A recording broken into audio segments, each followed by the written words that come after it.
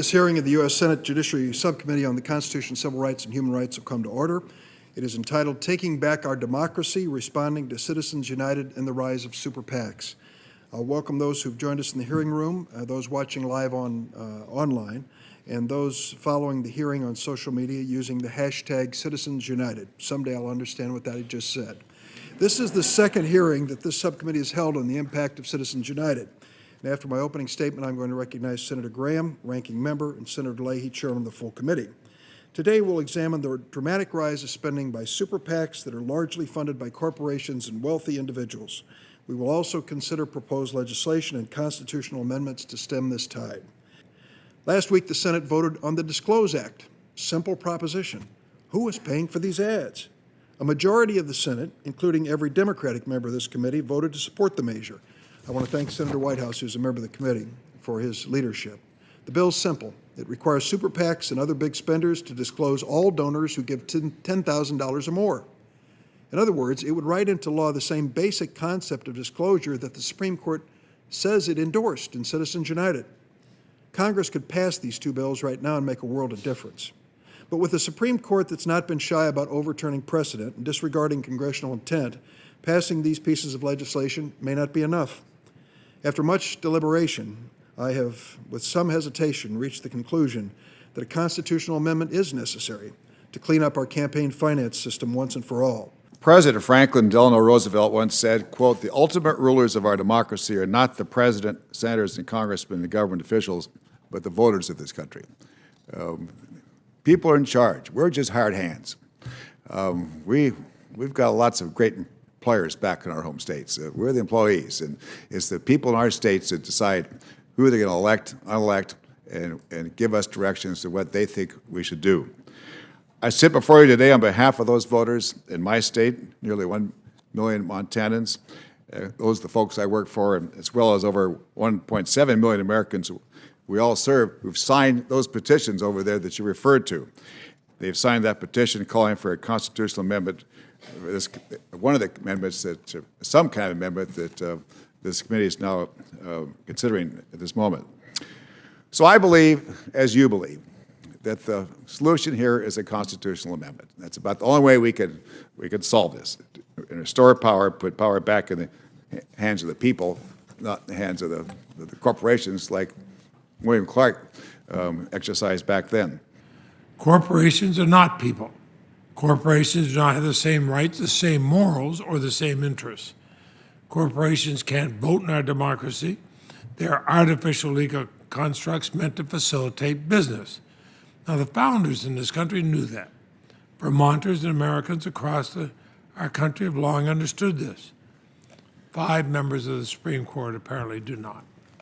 Mr. Chairman, the democratic foundations of our country and this movement toward a more inclusive democracy are now facing the most severe attacks, both economically and politically, that we have seen in the modern history of the United States. Tragically, and I say these words advisedly, we are well on our way to seeing our great country move toward an oligarchic form of government where virtually all economic and political power rests with a handful of very wealthy families. Citizens United is a part of that process, and that is a trend we must reverse. In Federalist number 49, James Madison argued that the U.S. Constitution should be amended only on great and extraordinary occasions. I believe we have reached one of those occasions. Free and fair elections are a founding principle of our democracy. They should not be for sale to the highest bidder. I know amending the Constitution is difficult, and it should be. Last week, during the debate on the Disclose Act, Chairman Leahy said that we must pass that bill now because of the years and years that a constitutional amendment might take. The chairman makes a fair point, but those years and years started decades ago. There is a long, and I might add, bipartisan history here. Many of our predecessors from both parties understood the corrosive effect money has on our political system. As a lawyer and someone who's dedicated nearly 15 years to working on campaign finance reform, I don't take amending our nation's guiding document lightly either. Indeed, as an advocate and a donor, I spent the better part of my career shunning attempts by reform groups to support constitutional amendments. That all changed with Citizens United. I believe firmly that such bold action is warranted as we face the threat that Citizens United poses to the health of the democracy.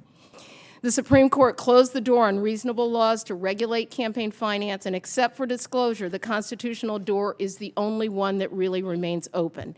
And we owe it to the American people, and Mr. Chairman, I know that you agree, to find the consensus that we need and to walk through the door. Washington, D.C. appears to be broken, with gridlock, an unreadable tax code that exports American jobs, dumb trade rather than smart, non-existent budget discipline, too big to fail in perpetuity.